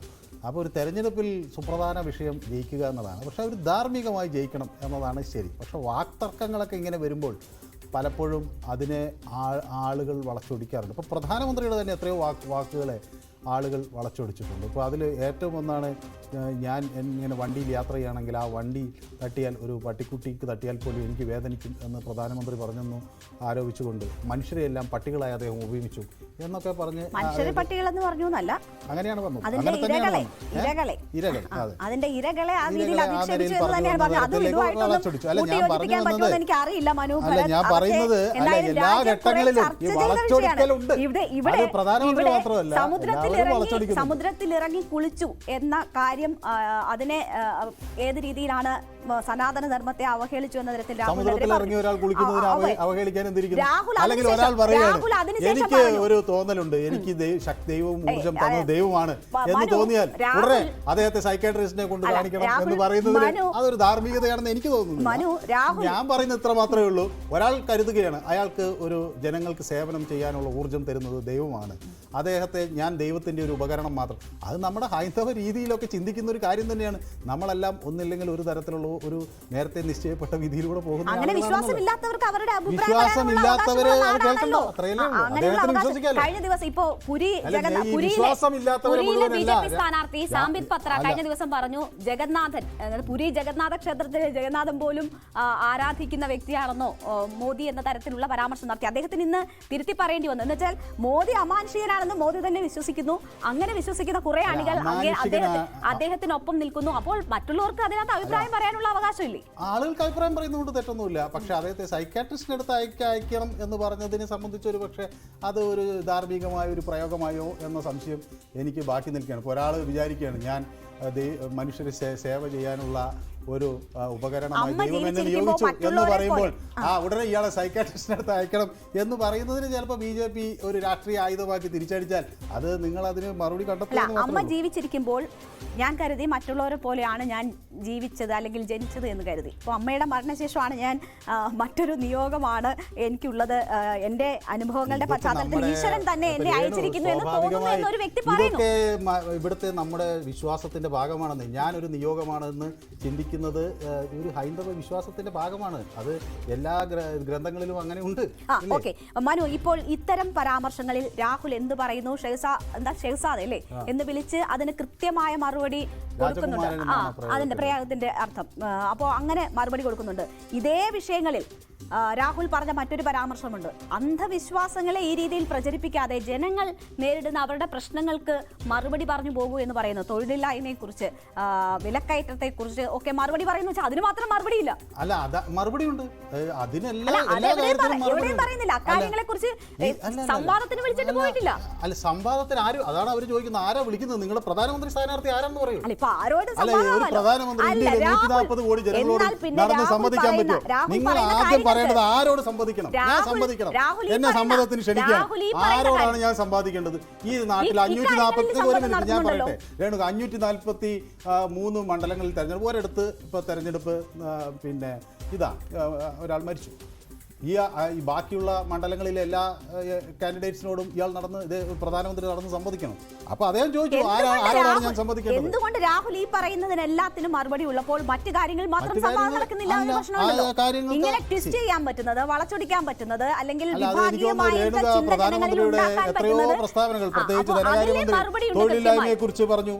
രൂക്ഷമായ ധനകാര്യമന്ത്രിയുടെ ഭർത്താവ് തന്നെയാണല്ലോ the cricket timber of new India എന്ന് പറഞ്ഞ പുസ്തകം എഴുതുകയും ഈ തൊഴിലില്ലായ്മയുടെ കണക്ക് ആദ്യം പുറത്തുവിടുകയും ചെയ്ത് അതെടുത്തിട്ടാണല്ലോ പിന്നെ കോൺഗ്രസ്സുകാരും മറ്റുള്ളവരും ആ കണക്ക് വെച്ചാണല്ലോ ഇൻഡെക്സുകളെ കുറിച്ചൊക്കെ പറഞ്ഞത്. അതുവരെ ഇൻഡെക്സുകളെ കുറിച്ച് ആളുകൾക്ക് അറിയില്ലായിരുന്നല്ലോ. അപ്പോൾ സ്വാഭാവികമായും ആ സമയത്ത് ദാരിദ്ര്യ നിർമ്മാർജ്ജനത്തെക്കുറിച്ചും തൊഴിലില്ലായ്മയെക്കുറിച്ചും ഇപ്പോൾ PF അടയ്ക്കുന്നവരുടെ എണ്ണം കൂടി എന്ന തരത്തിലൊക്കെ ഉള്ള കണക്കുകൾ പുറത്തുപിടിച്ച് അവരവരുടേതായ കാര്യത്തിൽ ഡിഫെൻഡ്. ഞാനിപ്പോൾ BJP കാരനൊന്നുമല്ല, പക്ഷേ ഞാൻ പറയുന്നത് ഒരു അങ്ങനെയുള്ള പ്രതികരണങ്ങൾ അവരുടെ ഭാഗത്ത് എല്ലാ ഘട്ടത്തിലും വന്നിട്ടുണ്ട്. PF അടയ്ക്കുന്നവരുടെ എണ്ണം കൂടി, ഇൻകം ടാക്സ് അടയ്ക്കുന്നവരുടെ എണ്ണം കൂടി, അങ്ങനെ ഒട്ടനവധി മേഖലകളിലുള്ള ആളുകളുടെ എണ്ണം കൂടി. അപ്പോൾ ഈ കോൺഗ്രസ് ആരോപിച്ചത് ഇത്തരത്തിലുള്ള വൻ വ്യവസായികളുടെ നികുതി കുറയ്ക്കുന്നു, അത് കോർപ്പറേറ്റ് ടാക്സ് കുറയ്ക്കുന്നു, അത് വലിയ പ്രശ്നമാണ്. പക്ഷേ കോർപ്പറേറ്റ് ടാക്സ് കുറച്ചപ്പോൾ നികുതി വരുമാനം കൂടി എന്ന് അവർ മറുപടി പറഞ്ഞു. അപ്പോൾ ഇതൊക്കെ ഒരു തർക്കമായതിന് കൂടുതൽ വശങ്ങളിലേക്ക് പോകുക എന്നതിനപ്പുറം പിന്നെ കോൺഗ്രസ് മനസ്സിലാക്കേണ്ടതും എല്ലാവരും മനസ്സിലാക്കേണ്ട ഒരു കാര്യമുണ്ട്. നമ്മൾ യൂറോപ്യൻ സെക്യുലറിസം അല്ല നമ്മുടെ ഇന്ത്യയിലുള്ളത്. യൂറോപ്യൻ സെക്യുലറിസം എന്ന് പറഞ്ഞാൽ മതം രാഷ്ട്രീയത്തിൽ നിന്ന് അപ്പാടെ പുറത്താണ്. മതത്തിനപ്പുറമാണ് രാഷ്ട്രീയം. രാഷ്ട്രീയത്തിൽ മതമില്ല. പക്ഷേ ഇന്ത്യൻ സെക്യുലറിസം എന്ന് പറയുന്നത് എല്ലാ മതങ്ങളെയും സമഭാവനയോടെ കാണുക എന്നതാണ് ഇന്ത്യൻ സെക്യുലറിസം എന്ന് ഇന്ത്യയിലെ എത്രയോ രാഷ്ട്രീയക്കാർ ഇതിനു മുൻപേ തന്നെ അവരുടെ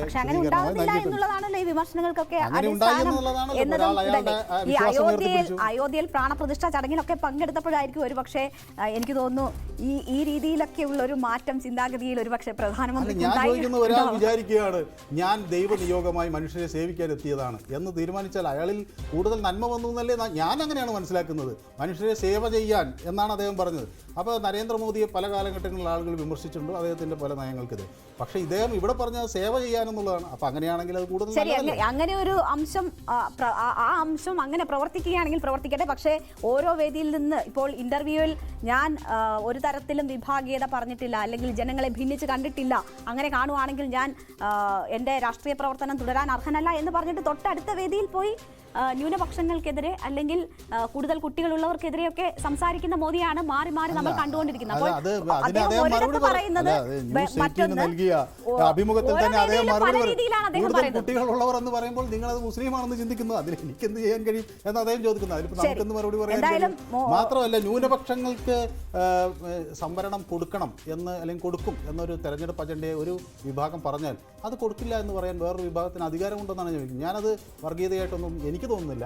ഇപ്പം രാഹുൽ ഗാന്ധി പറഞ്ഞു പിന്നോക്ക വിഭാഗങ്ങൾക്ക് അവരുടെ സംവരണം വർദ്ധിപ്പിക്കുമെന്ന്. സംവരണം വർദ്ധിപ്പിക്കില്ല എന്ന് പറയാൻ അവർ നിലപാടുള്ളവർക്ക് വേണമെങ്കിൽ പറയാം, നിലപാടുള്ളവർ വർദ്ധിപ്പിക്കും എന്ന് പറയാം. പ്രധാനമന്ത്രി പറഞ്ഞു ഞങ്ങളും സംവരണം വർദ്ധിപ്പിക്കും.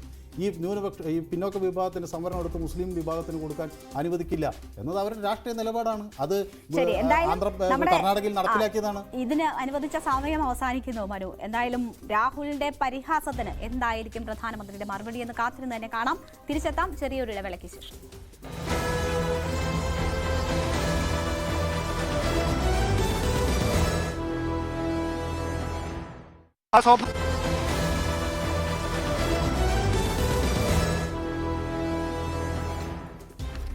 പൊളിറ്റിക്കൽ ഗ്രാൻഡ് ഫിനാലെയിലേക്ക് വീണ്ടും സ്വാഗതം. ലോക്സഭാ തെരഞ്ഞെടുപ്പിനൊപ്പം നിയമസഭാ തെരഞ്ഞെടുപ്പ് നടക്കുന്ന സംസ്ഥാനമാണ് ഒഡീഷ. 4 ഘട്ടമായി നടക്കുന്ന തെരഞ്ഞെടുപ്പിൽ 2 ഘട്ടങ്ങൾ പൂർത്തിയായി.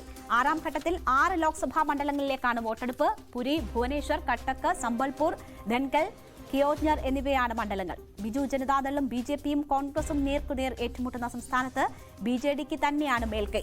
ഇത്തവണ നിയമസഭാ തെരഞ്ഞെടുപ്പിൽ വിജയിച്ചാൽ രാജ്യത്ത് ഒരു സംസ്ഥാനത്ത് ഏറ്റവും കൂടുതൽ കാലം മുഖ്യമന്ത്രിയാകുന്നതിന്റെ റെക്കോർഡ് നവീൻ പട്നായിക്കിന് സ്വന്തമാകും. ഒരു റെക്കോർഡിലേക്കുള്ള മത്സരം എന്നുകൂടി പറയാം ഒഡീഷയിലെ മത്സരത്തെ. BJD 2019 കണക്ക് നോക്കിയാൽ 12 സീറ്റ്, BJP 8, കോൺഗ്രസ് 1 എന്നതാണ് നില 2019. 2014 എല്ലായിടത്തും മോദി തരംഗം ഉണ്ടായപ്പോൾ അവിടെ മോദി തരംഗം ഇല്ലാതിരുന്ന ഇടമാണ് ഒഡീഷ. 20 സീറ്റ് BJDക്കൊപ്പമായിരുന്നു. 1 സീറ്റ് മാത്രമാണ് 2014 BJP കിട്ടിയത്. അപ്പോൾ ഇത്തവണ എന്താണ് സാഹചര്യം ഒഡീഷയിലത്? മനു, BJD നൽകിയ ആത്മവിശ്വാസത്തിലാണ് BJDയും BJPയും സഖ്യത്തിൻ്റെ ചില ആലോചനകൾ നടത്തിയിരുന്നു. പക്ഷേ സീറ്റ് ഷെയറിങ്ങുമായി ബന്ധപ്പെട്ടുള്ള ചർച്ചകൾ പൂർത്തിയാക്കാൻ കഴിയാത്ത സാഹചര്യത്തിലാണ് അത് വഴിമുട്ടിയത്. മേൽക്കൈ BJDക്ക് തന്നെയല്ലേ? അല്ല, സ്വാഭാവികമായും ഒഡീഷയിൽ അവിടെ ഒരു ജനതാ സർക്കാരിൻ്റെ ഒരു അടിവേരുകൾ ഉള്ളൊരു സ്ഥലമാണ്. അവിടെ നിന്നാണ് ഭിന്നിച്ചാണ് ഇത്തരത്തിൽ ബിർജു ജനതാദൾ രൂപീകരിക്കുന്നത്. ആ ഒരു കോൺഗ്രസ് വിരുദ്ധ വികാരം ഒറീസയിൽ ഉണ്ടായിരുന്നതിനെ മുതലെടുത്താണ് ഈ പുതിയ സംവിധാനം വന്നതിന് ശേഷം ഇടക്കാലത്ത് BJPയും BJDയും ഒരു കൈയായി നിൽക്കുന്ന ഒരു സാഹചര്യം ഉണ്ടായിരുന്നു. ഇപ്പോൾ അത് മാറി. ഇനിയിപ്പോൾ ഇവിടെ രസകരമായി എനിക്ക് തോന്നുന്നത് ഇത് ഒരു പക്ഷേ ഇന്ത്യ ഇത് ജയിച്ചാൽ തന്നെ, ഈ തെരഞ്ഞെടുപ്പ് കഴിഞ്ഞാൽ തന്നെ BJDക്ക് ചെന്നെത്താൻ എളുപ്പത്തിൽ കഴിയുന്ന ഒരു പാളയമാണ് NDA. അതുകൊണ്ട് BJPയെ സംബന്ധിച്ചിടത്തോളം അവിടെ ഒരു വലിയ നഷ്ടമില്ല എന്നവർക്ക് പറയാം. പക്ഷേ എങ്കിലും BJP 8 സീറ്റുകളിൽ അവിടെ ജയിച്ചിരുന്നു കഴിഞ്ഞ തെരഞ്ഞെടുപ്പിൽ. അത് മാത്രമല്ല 38.9% വോട്ട് അവരെ സംബന്ധിച്ച് അവിടെ ഉണ്ട്. അവർക്ക് സ്വന്തമായി കഴിവ് തെളിയിക്കാൻ കഴിയാത്ത സംസ്ഥാനം എന്ന ആത്മവിശ്വാസം ഉള്ളത് കൊണ്ട് തന്നെ ഒരു പരിധിക്കപ്പുറത്തേക്ക് താഴാനോ അല്ലെങ്കിൽ സീറ്റ് ഷെയറിങ്ങിൽ വിട്ടുവീഴ്ചയ്ക്ക് തയ്യാറാകേണ്ടുന്ന ഒരു സാഹചര്യം ഇല്ലായിരുന്നു. അതുകൊണ്ട് തന്നെയാണ് ഒറ്റയ്ക്കൊറ്റയ്ക്ക് മത്സരിക്കാമെന്നൊരു തീരുമാനത്തിലേക്ക് പോകുന്നത്. മാത്രമല്ല BJDക്ക് 42% വോട്ടേ അവിടെ മൊത്തത്തിലുള്ളൂ. അപ്പോൾ 42% എത്താൻ ഒരു ചെറിയ, പക്ഷേ ഇലക്ഷനിൽ ഒരു പക്ഷേ ചെറിയ ശതമാനം വോട്ടുകളുടെ വ്യത്യാസമൊക്കെ വലിയ പ്രതിഫലനങ്ങളിലേക്ക് വരാം. പക്ഷേ ഇവിടെ അവിടെ ഒരു പ്രശ്നം കോൺഗ്രസിൻ്റെ സ്ഥിതി എന്താകും എന്നാണ്. ഒറീസയിൽ നിന്ന് വൈപ്പ് ഔട്ട് ആകുമോ കോൺഗ്രസ് എന്ന ചോദ്യം അവിടെ അങ്ങനെ കഴിഞ്ഞ തവണ വെറും 14% മാത്രമാണ് കോൺഗ്രസിന്റെ വോട്ട് ശതമാനമുള്ളത്. മനു സൂചിപ്പിച്ചതുപോലെ 14% എന്ന് പറയുന്നതിൻ്റെ ഒപ്പം ഇപ്പോൾ ഒരു സീറ്റ് കിട്ടി എന്ന് പറയുമ്പോഴും കോൺഗ്രസിൻ്റെ വോട്ട് ശതമാനം അവിടെ ആകെ 12% താഴോട്ട് പോയത്. അപ്പോൾ സ്വാഭാവികമായും അങ്ങനെ ഒരു വലിയ വീഴ്ച അവിടെ കോൺഗ്രസിന് കഴിഞ്ഞ തെരഞ്ഞെടുപ്പിൽ ഉണ്ടായി. അല്ല, 2014നെയും 2019നെയും സംബന്ധിച്ച് നോക്കുമ്പോൾ 44% വോട്ട് 2014 ഉണ്ടായിരുന്നു BJDക്ക്. അത് 1% കഷ്ടിയാണ് കുറഞ്ഞിട്ടുള്ളത്. പക്ഷേ സീറ്റ് കുറേ അധികം നഷ്ടമായി. അവർക്ക് 8 സീറ്റോളം നഷ്ടമാകുന്ന സാഹചര്യം ഉണ്ടായിരുന്നു ലോക്സഭാ തെരഞ്ഞെടുപ്പിൽ. അതെ, BJPക്ക് സീറ്റ് കൂടി മാത്രമല്ല, കൂടിയെന്ന് മാത്രമല്ല, ഇപ്പം നമ്മൾ ഭുവനേശ്വർ BJPയുടെ ഒരു വലിയ സ്ട്രോങ് ഹോൾഡാണ്. അങ്ങനെയുണ്ട്. തലസ്ഥാന മണ്ഡലങ്ങളിൽ തലസ്ഥാനത്ത് അവർക്ക് നല്ല കരുത്തുണ്ട്.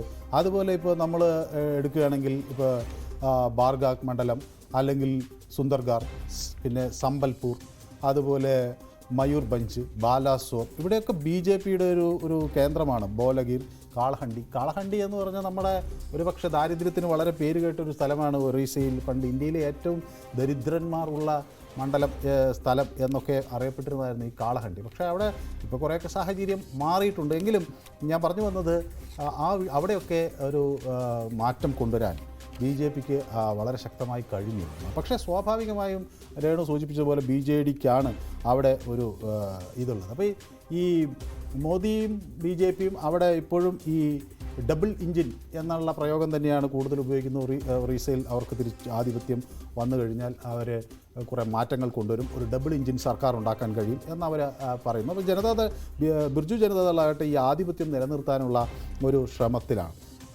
അപ്പോൾ ഈ അവിടെ ഒറീസയിൽ ഇപ്പോൾ ഉള്ള ഒരു വലിയ പ്രശ്നം പ്രാദേശിക വികാരം ഒറീസയിലുണ്ട്. പക്ഷേ ലോ ആൻഡ് ഓർഡർ വളരെ വീക്കാണ് എന്നുള്ളൊരു അഭിപ്രായം അവിടെ വലിയ തോതിൽ വരുന്നു. ഈ അടുത്ത് പുറത്തു വന്ന പല സർവേകളിൽ ഏതാണ്ട് 52% ആളുകൾ ലോ ആൻഡ് ഓർഡർ നീതി നിർവഹണ സംവിധാനത്തിൽ വലിയ ആശങ്കയാണ് പ്രകടിപ്പിച്ചത്. മാത്രമല്ല, അവിടെ ഒരു ഹെൽത്ത് മിനിസ്റ്റർ തന്നെ വെടിയേറ്റ് മരിച്ചു. അത് സുരക്ഷാ ഉദ്യോഗസ്ഥനാണ് വെടിവെച്ചത്. ഒരുപക്ഷെ അന്ന് പുറത്തു വന്ന വിവരങ്ങൾ, അന്ന് നമ്മുടെ ഒറീസയിലെ നമ്മുടെ പ്രതിനിധികൾ റിപ്പോർട്ട് ചെയ്തത് അദ്ദേഹത്തിന് എന്തോ ഒരു സമ്മർദ്ദം ഉണ്ടായിരുന്നു മാനസികമായി. അപ്പോൾ ഇതിന് പുറത്തൊരു ദേഷ്യത്തിനെടുത്ത് വെടിവെച്ചു എന്നതൊക്കെയാണ്. പക്ഷേ അതൊക്കെ നമ്മുടെ അവിടുത്തെ ഒരു നിയമ സംവിധാനത്തെ, ഒരു പോലീസ് ഉദ്യോഗസ്ഥൻ തന്നെ അവിടുത്തെ ഒരു മന്ത്രിയെ വെടിവെക്കുക എന്നത് ഒരു വിഷയമാണ്. അതുപോലെ തന്നെ ഇപ്പോൾ തൊഴിലില്ലായ്മ, ഇപ്പോൾ ഒറീസയിൽ വലിയ തോതിൽ ആളുകൾ വിദ്യാഭ്യാസം നേടുന്ന ഒരു സംസ്ഥാനമായി മാറുകയാണ്. അപ്പോൾ തൊഴിലില്ലായ്മ അവിടുത്തെ ഒരു വലിയ വിഷയമാണ്. അതിനെ അഡ്രസ്സ് ചെയ്യാൻ ബിർജു ജനതാദൾ ശ്രമിക്കുകയൊക്കെ ചെയ്തിരുന്നു. അപ്പോൾ നവീൻ പട്നായകും സംഘവും ഒക്കെ അവിടെ 873 കോടി രൂപയുടെ ഒരു ഇൻഡസ്ട്രിയൽ പ്രോജക്റ്റ് അത് അപ്രൂവ് ചെയ്ത് ഈ അടുത്ത് പുറത്തുവിട്ടു. അതിലൊരു 12,500 പേർക്ക് ജോലി കിട്ടും എന്ന് അദ്ദേഹം അവകാശപ്പെട്ടു. ഇപ്പോൾ അദ്ദേഹം ചെയ്തിട്ടുള്ള വേറൊരു രസകരമായ കാര്യം, അത് ഈ സർക്കാർ ഉദ്യോഗസ്ഥർ എല്ലാ സംസ്ഥാനങ്ങളിലും ഒരു പ്രധാന വോട്ട് ബാങ്കാണ്. അവിടെ അവരുടെ DAയും DRഉം ഒക്കെ ഒരു 4% വർദ്ധിപ്പിച്ചു. ഒപ്പം തന്നെ അത് ഈ ഇപ്പോൾ നോക്കുകയാണെങ്കിൽ ഒരു 4.5 ലക്ഷത്തോളം സംസ്ഥാന സർക്കാർ ജീവനക്കാരുടെ കുടുംബങ്ങൾ.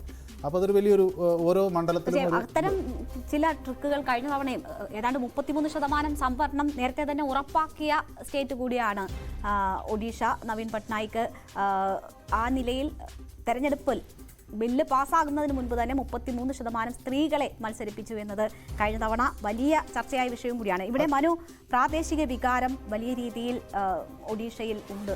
ഭാഷ ഒരു വിഷയമാണ്. ഒറീസയുടെ പേര് ഒഡീഷ എന്നാക്കിയത് തന്നെ ആ പ്രാദേശിക വികാരം വളർത്താൻ തന്നെയാണ്, അത് ലക്ഷ്യമിട്ടുകൊണ്ട് തന്നെയാണ്. ഇപ്പോൾ പലപ്പോഴും ബിജു ജനതാദൾ മകളായ നവീൻ പട്നായിക്ക് ഡൽഹിയിലായിരുന്നു. ഒഡിയ ഭാഷ നല്ലതുപോലെ സംസാരിക്കാൻ പറ്റില്ല. അതൊക്കെ മുമ്പ് മുതലേ പ്രചാരണ വിഷയമായിരുന്നു. ഇത്തവണ മോദി അവിടെ എത്തിയപ്പോഴും പറഞ്ഞത് ഈ ഡിസ്ട്രിക്റ്റിന്റെ പേര് നോക്കാതെ പറയാൻ പറ്റുമോ നവീൻ പട്നായിക്കിന് എന്നാണ് കഴിഞ്ഞ ദിവസം നരേന്ദ്രമോദി അവിടെ എത്തിയപ്പോൾ അത് വലിയ പരിഹാസത്തോടു കൂടി എന്ന് പറയുന്നതിന് പകരം ഡിസ്ട്രിക്ട് ക്യാപിറ്റൽ എന്ന് പറഞ്ഞു. അത് ഡിസ്ട്രിക്റ്റുകൾക്ക് ക്യാപിറ്റൽ ഇല്ല എന്ന തരത്തിൽ വലിയ പരിഹാസത്തിന് അദ്ദേഹത്തിന് മോദി ചോദിച്ചത് ഡിസ്ട്രിക്റ്റുകളുടെ പേര് നോക്കാതെ പറയാൻ പറ്റുമോ മുഖ്യമന്ത്രിക്ക് എന്ന് ചോദിച്ച് പരിഹാസമൊക്കെ ഉണ്ടായിരുന്നു. അപ്പോൾ അത് എങ്ങനെ ചർച്ചയാകും? അത്തരം വിഷയങ്ങളിൽ ഊന്നി ഏതാണ്ട് നമുക്കറിയാം തമിഴ്നാടിൻ്റെയൊക്കെ സമാനമായ സാഹചര്യമാണ് അത്. ആ പ്രാദേശിക വികാരം അവിടെ വളർത്തുമ്പോൾ അത് BJDയെ സംബന്ധിച്ച് അവർക്ക് കൂടുതൽ മേധാവിത്വം നൽകുന്നതല്ല. അല്ല, പ്രാദേശിക വികാരം എന്ന് പറയുമ്പോൾ അവിടെ അടിസ്ഥാനപരമായി അവിടെ കർഷകരുടെ ഒരു പിന്തുണ ബിർജു ജനതാദളിനുണ്ട്. സാധാരണക്കാരോടൊക്കെ നമ്മൾ ഒറീസയിൽ പോയി സംസാരിക്കുകയാണെങ്കിൽ സ്വാഭാവികമായും അവർക്ക് ഇത് ഈ BJDയോട് ഒരു ആഭിമുഖ്യം നമുക്ക് അവിടെ കാണാൻ കഴിയും. പക്ഷേ തൊഴിലില്ലായ്മ അവിടുത്തെ ഒരു വലിയ വിഷയമാണ്. പണപ്പെരുപ്പം, അതുപോലെ വിലക്കയറ്റം തുടങ്ങിയ വിഷയങ്ങൾ ആളുകളെ ബാധിക്കുന്നു എന്നുള്ള വിവരങ്ങൾ പുറത്തു വരുന്നു. അതേസമയം അതുപോലെ തന്നെ കഴിഞ്ഞ തവണത്തെ MP-മാരുടെ പെർഫോമൻസ് എങ്ങനെ എന്നത് ഒരു വലിയ ചോദ്യമായി അവിടെ ആളുകൾക്ക് മുന്നിൽ നിൽക്കുന്നു. പക്ഷേ ഇതിനൊക്കെ അപ്പുറത്ത് നമ്മളിപ്പോൾ ഒരു പാർലമെൻറ്റ് തിരഞ്ഞെടുപ്പിൽ കണക്കാക്കുമ്പോൾ അവിടെ എന്തൊക്കെയായാലും BJDക്കും BJPക്കും ഒരേ ആണ് പ്രതീക്ഷകളുള്ളത്. കോൺഗ്രസിനെ സംബന്ധിച്ചപ്പോൾ നമുക്ക് ആകെ നോക്കുകയാണെങ്കിൽ കോരാർപുട്ടിൽ മാത്രം ഒരു മണ്ഡലമാണ് കഴിഞ്ഞ തവണ അവർക്ക് ജയിക്കാൻ കഴിഞ്ഞത്. ഇപ്പോഴും അവരുടെ വോട്ട് ശതമാനം വർദ്ധിച്ചതായൊന്നും കാണാനില്ല. അപ്പോൾ സ്വാഭാവികമായും ഒരു നാഷണൽ പെർഫോമൻസ് എന്ന തലയിലേക്ക് നോക്കുമ്പോൾ അത് BJPക്ക് ഗുണം ചെയ്യും. കാരണം അവിടെ BJD ജയിച്ചാലും സ്വാഭാവികമായും അവർക്ക് BJDയുടെ പിന്തുണ കിട്ടാനൊക്കെ ഉള്ളൊരു സാധ്യത കൂടുതലാണ് ഇന്ത്യ സഖ്യത്തിൽ നിന്ന് ലേക്ക് പോകുന്നതിനേക്കാൾ. അപ്പോൾ നവീൻ പട്നായിക്കിന്റെ വലങ്കൈയായ VK പാണ്ഡ്യനെ ചുറ്റിപ്പറ്റിയും അവിടെ വലിയ രീതിയിലുള്ള പ്രചാരണം നടക്കുന്നുണ്ട്. മുൻ IAS ഓഫീസറായിരുന്ന തമിഴ്നാട്ടുകാരനായ VK പാണ്ഡ്യൻ, അദ്ദേഹം ഒരുപക്ഷെ നവീൻ പട്നായിക്കിന്റെ പിൻഗാമിയാകും എന്ന് പ്രതീക്ഷിക്കുന്നതുമാണ്. അപ്പോൾ അദ്ദേഹത്തിന്റെ സാന്നിധ്യം ചോദ്യം ചെയ്തുകൊണ്ട് BJP അതും പ്രചാരണ വിഷയമാക്കുന്നുണ്ട്. കഴിഞ്ഞ തവണ അമിത്ഷാ എത്തിയപ്പോൾ അത്തരം വിഷയങ്ങൾ കൂടി പ്രചാരണത്തിൽ പരാമർശിച്ചിരുന്നു. ഒരുപാട് വിഷയങ്ങൾ. ഇപ്പൊ ഏറ്റവും രസകരമായിട്ടുള്ള അവിടുത്തെ പുരി ജഗന്നാഥ ക്ഷേത്രത്തിന്റെ താക്കോൽ കളഞ്ഞുപോയി എന്നത് ഒരു ഭണ്ഡാർ നമ്മുടെ ഇവിടുത്തെ ശ്രീ പത്മനാഭസ്വാമി ക്ഷേത്രത്തിലെ നിലവറ പോലെ ഉള്ളൊരു വളരെ പ്രധാനപ്പെട്ട സ്ഥലമാണ്. അവിടെ ഒരുപാട് വിലപിടിപ്പുള്ള സാധനങ്ങളൊക്കെ. അപ്പോൾ അതിൻ്റെ ക്ഷേത്രം താക്കോൽ കാണാനില്ല എന്നതൊരു വലിയ തർക്കമായിരുന്നു. BJP അധികാരത്തിൽ വന്നാൽ ആ താക്കോൽ കണ്ടെത്തുന്നതിന് വേണ്ടി നടപടി ഉണ്ടാകും എന്നൊക്കെ പറഞ്ഞു. ഏതായാലും റിപ്പോർട്ട് പുറത്തുവിടണം എന്നതുൾപ്പെടെയുള്ള ആവശ്യങ്ങൾ BJP ഉന്നയിക്കുന്നുമുണ്ട്. അല്ല, BJD അതിനെ രസകരമായി എതിർത്തത് ഇത് താക്കോൽ പോയിട്ട് ഏതാണ്ട് 4 പതിറ്റാണ്ടായി. അപ്പോൾ BJPക്കാർ അവിടെ അധികാരത്തിലുണ്ടായിരുന്നൊരു കാലഘട്ടവും ഉണ്ടായിരുന്നല്ലോ. അപ്പോൾ ഒരുപക്ഷെ താക്കോൽ എവിടെയാണെന്ന് അവർക്കറിയാമായിരിക്കും എന്ന തരത്തിലൊരു പരിഹാസം അപ്പുറത്തുനിന്നും വന്നു.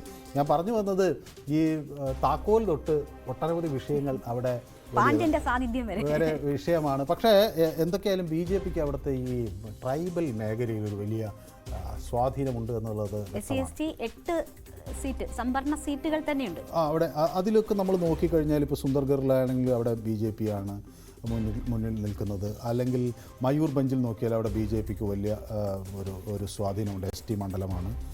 അങ്ങനെയൊക്കെ ചില മേഖലകളിൽ അവർക്ക് നല്ല ഒരു പക്ഷേ ലോക്സഭയിലേക്ക് ബി.ജെ.പിക്ക് മുൻതൂക്കം കിട്ടിയാൽ അല്ലെങ്കിൽ വളരെ ടൈറ്റ് മത്സരമായിരിക്കും അല്ലേ ബി.ജെ.പിയും ബി.ജെ.ഡി തമ്മിൽ. പക്ഷേ നിയമസഭയിലേക്ക് സ്വാഭാവികമായും ബി.ജെ.ഡിക്ക് ഒരു വലിയ മേൽക്കൈ ഉണ്ടാകണം.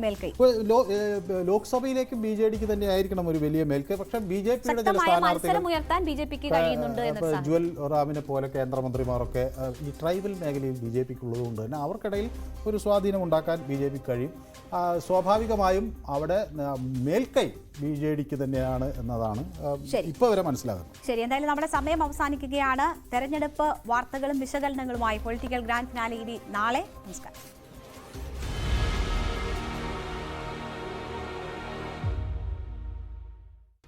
Political Grand Finale, co-presented by Berger Paints, 100 years of trust.